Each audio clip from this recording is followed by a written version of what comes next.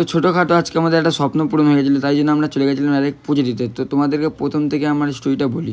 তো অনেক দিন পর আমাদের ইচ্ছা হলো যে আমার একটা ড্রিম পূরণ হয়েছে, তাই জন্য আমাদেরকে একটু সেলিব্রেট করা উচিত। তো সেলিব্রেটটা তো হবেই, তার আগে আমি ভাবলাম যে একটু পুজো দেওয়া উচিত। তাই জন্য আমি চলে গেছিলাম বারাসাতের চাপাডালি কালী মন্দিরে।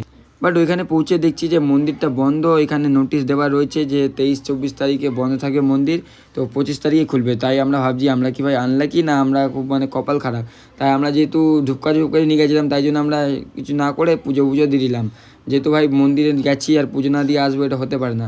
তাই জন্য আমরা এখানে ভাবলাম যে না, মন্দির বন্ধ আছে তাও কী হয়েছে, আমরা একটু বাইরের দিয়ে পুজো দিয়ে ধূপকাঠি মোমবাতি জ্বালিয়ে দেন তারপরে চলে আসবো। তো ওইখান থেকে বেরিয়ে আমাদের একটা ছোটোখাটো ম্যাচ ছিল, ফুটবল ম্যাচ। তো ওইখান দিয়ে আমরা পুজো করে আমরা খেলতেও যাব। তো সেকেন্ড ব্লগটা দেখার জন্য তোমরা পেজটাকে ফলো করতে পারো, আর স্ক্রল করলে তোমরা সেকেন্ড ব্লগটা পেয়ে যাবে।